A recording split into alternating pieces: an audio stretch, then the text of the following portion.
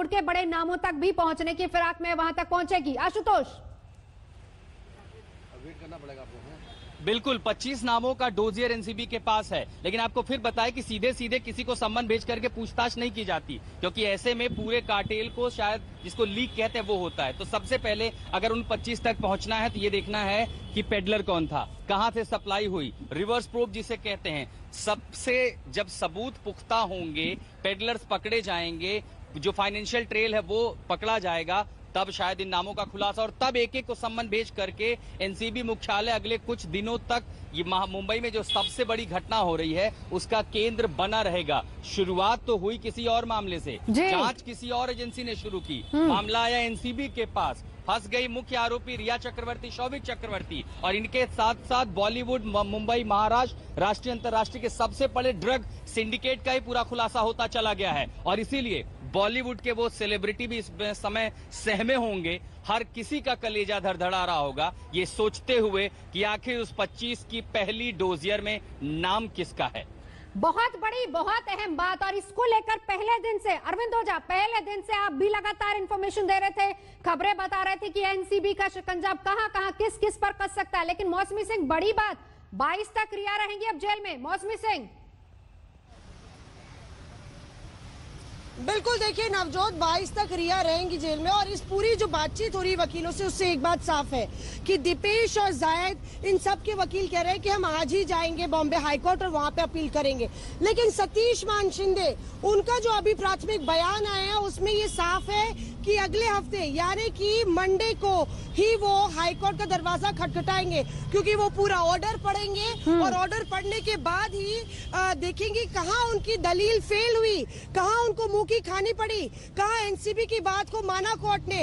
इन सब पे उनको अपना एक मजबूत ग्राउंड तैयार करना पड़ेगा, उसके बाद ही वो अगले हफ्ते जाएंगे। इसका मतलब ये है 3 रातें रिया को, और क्योंकि कल सैटरडे है, परसों संडे है, तो 3 रातें रिया को और यहाँ पे बितानी पड़ेंगी इसी जेल में, इससे पहले कि उनको कोई राहत की उम्मीद हो। जो खबर आ रही थी वो ये भी आ रही थी, आशुतोष भी हमारे साथ है, अरविंद ओझा भी। अरविंद ओझा, सीधा आपके पास आऊंगी। जो खबर आ रही थी वो आ रही थी कि हो सकता है कि क्योंकि ऑर्डर की कॉपी का इंतजार है और सतीश मान शिंदे अपनी तरफ से अगली रणनीति बनाएंगे, हो सकता है कि आज ही जाए हाईकोर्ट। लेकिन खबर जो मौसमी दे रही वो ये है कि नहीं, अभी 3 रातें और रिया को जेल रहना पड़ेगा। लेकिन अब अरविंद ओझा, बड़ी बात, बड़ी खबर, जरा इस पर खुलासा कीजिए और बताइए कि इन्वेस्टिगेशन, पहली बात इनिशियल स्टेज में, दूसरी बात जो फाइनेंशियल ट्रेल सामने आ रही हैं, अब उससे कहां कहां तार जुड़ेंगे, कोशिश क्या रहेगी अब एनसीबी के आगे? जी देखिए, मैं आपको वही बता रहा हूं कि देखिए जो जैज विलात्रा के वकील हैं उनसे भी हमारी बात हुई। उनका भी कहना है कि अदालत में जो जिस तरह से जमानत खारिज की गई, बेल रिजेक्ट की गई, तो ये भी बोला गया कि अभी जो इन्वेस्टिगेशन है वो इनिशियल स्टेज पर है, नंबर 1।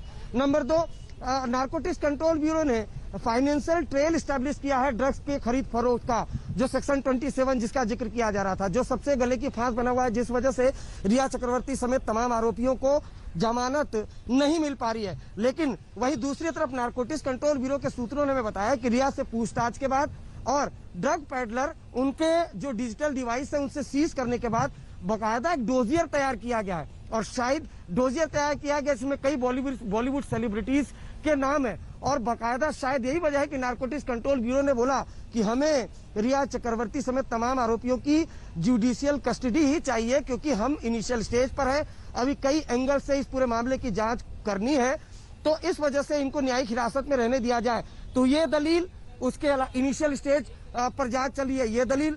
दूसरी दलील की जो फाइनेंशियल ट्रेल है, मैं फिर वही बताना चाहता हूं कि रिमांड पेपर में ये कहीं नहीं लिखा गया, जो आरोपियों के वकील थे उन्होंने उम्मीद की होगी कि ये ड्रग्स लेते हैं, वो ड्रग्स लेते हैं, तो वहां पर नारकोटिक्स कंट्रोल ब्यूरो के लिए सबसे बड़ी चुनौती होती रिकवरी नहीं है। दूसरी तरफ जांच चल रही है सुशांत के मौत की, तो ऐसे में बाकायदा एक फैसिलिटेटर के तौर पर रिया चक्रवर्ती को दिखाया गया और ये बताया गया कि इन लोगों से ऐसे पैसे खरीद कर बाकायदा सुशांत के घर पर ड्रग्स आया करता था। तो बहुत मुमकिन है कि आने वाले दिनों में सीबीआई नारकोटिक्स कंट्रोल ब्यूरो का ये जो जांच है, खासकर रिमांड पे जिस तरह से लिखा गया कि फैसिलिटेटर, तो बहुत मुमकिन है कि सीबीआई आने वाले दिनों में नारकोटिक्स कंट्रोल ब्यूरो की ये जांच ले ले और फिर रिया से सवाल पूछे कि आप एक तरफ कह रही थी कि आप प्यार करती हैं और 5 डॉक्टरों से आप उनका इलाज करा रही थी, तो फिर ये क्या है? नारकोटिक्स कंट्रोल ब्यूरो तो ये कह रहा था कि आप बाकायदा अपने भाई शोभिक चक्रवर्ती, दीपेश सावंत, सैमुअल मिरांडा से ड्रग्स मंगवा रही थी। बिल्कुल। तो इसीलिए जमानत याचिका खारिज हो रही है। एक तरफ इनिशियल स्टेज पर जांच है और दूसरी तरफ फाइनेंशियल ट्रेल जो है वो स्टैब्लिश किया है नारकोटिक्स कंट्रोल ब्यूरो ने। आशुतोष सीधा आपके पास आते हुए दो बड़ी बातें। जांच सीबीआई से शुरू हुई, ईडी ने अपनी जांच की, कुछ नहीं मिला, एनसीबी के हाथ लगी रिया और अब फिलहाल 3 दिन तक और जेल में रहना पड़ेगा, क्योंकि अगर फैसले की कॉपी आती फिर उसके बाद वापस से रणनीति तैयार की जाएगी सतीश मान शिंदे की तरफ से। और जो मौसमी बता रहे वो ये कि मंडे को वो हाईकोर्ट का दरवाजा खटखटा सकते हैं। आशुतोष क्या अपडेट इस पर?